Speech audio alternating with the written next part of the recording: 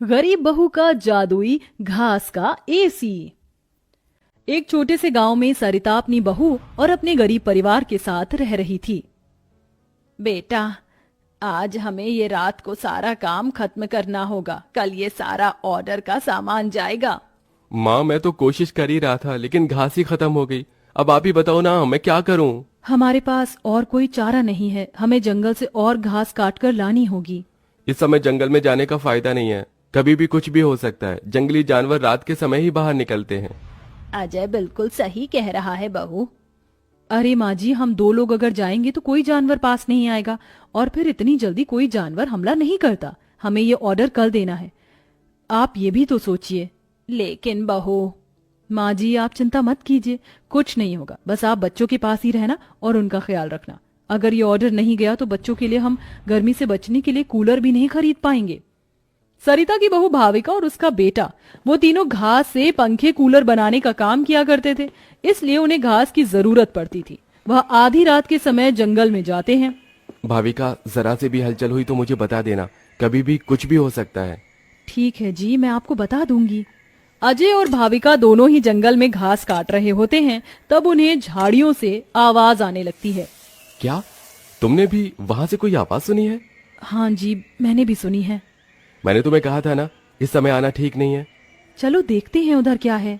भाविका और अजय झाड़ियों के पास जैसे ही जाते हैं, उन झाड़ियों के पीछे से एक आदमखोर भेड़िया निकलता है। भाविका, भागो यहाँ से, यहाँ पर तो बहुत खतरनाक भेड़िया है। अजय और भाविका दोनों अपनी जान बचाकर भागने लगते हैं। अजय, अब हम लोग क्या करें? कहीं भेड़िए ने हमें खा लिया तो? रुकना मत, बस भागती जाओ। भागते भागते वो दोनों जंगल से किसी तरह बाहर निकल आते हैं और भेड़िया उनका पीछा छोड़ देता है। जान बची तो लाखों पाए, लौट के बुद्धू घर को आए। रास्ते में चलते हुए आधी रात के समय उन्हें गांव के एक कूड़े के ढेर के पास एसी पड़ा हुआ नजर आता है। अरे देखो जी, यहाँ पर एसी पड़ा है। अरे पता नहीं किसका होगा, चलो यहाँ से चलते हैं। मुझे लगता है किसी ने ऐसे ही डाल दिया होगा। मैं तो कहती हूँ इसे लेकर चलते हैं। भाविका अजय को एसी ले जाने के लिए मना लेती है, जिसके बाद वो दोनों उस एसी को घर ले आते हैं। तुम दोनों तो घास लेने गए थे, ये क्या लेकर आ गए हो? ये हमें रास्ते में पड़ा मिला। जब हम कूलर पंखे बना लेते हैं तो एसी भी बना सकते हैं। इस खराब एसी को छोड़ो और ये बताओ, क्या तुम घास लेकर आई हो?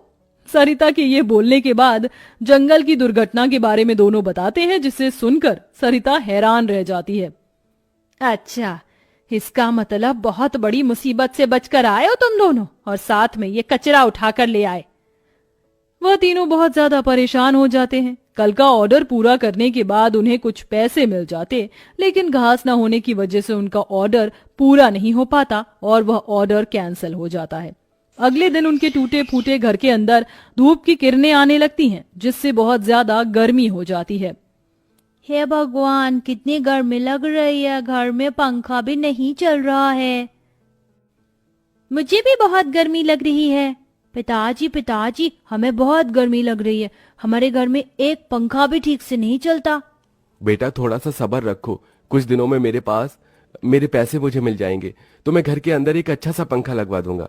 हमारा वो ऑर्डर तो कैंसिल हो गया, लेकिन सुबह में घास ले आई थी मैं। चलिए गांव वालों के कूलर और पंखे में घास लगा देते हैं, उससे कुछ तो पैसे आएंगे।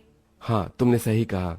भाविका और अजय दोनों मिलकर पुराने कूलरों के अंदर घास लगा रहे होते हैं और यहाँ घर में राजू दिशा गर्मी से परेशान हो रहे होते हैं। काश कि हमारे घर में भी कोई एसी होता। तभी दिशा की नजर उसके पिता के लाए हुए एसी के ऊपर पड़ती है। अरे राजू, जरा इसे देखो, लगता है पिताजी हमारे लिए एसी लेकर आए हैं, पर उन्होंने ये एसी अभी तक क्यों नहीं लगाया? क्योंकि ये एसी खराब है, बस इसीलिए। कल रात तुम्हारे माता पिता को यह कूड़े करकट में मिला था। ये सुनने के बाद राजू इस बात से तो खुश होता है कि उसके पिताजी पुराना ही सही, कम से कम एक एसी तो घर पर लेकर आए।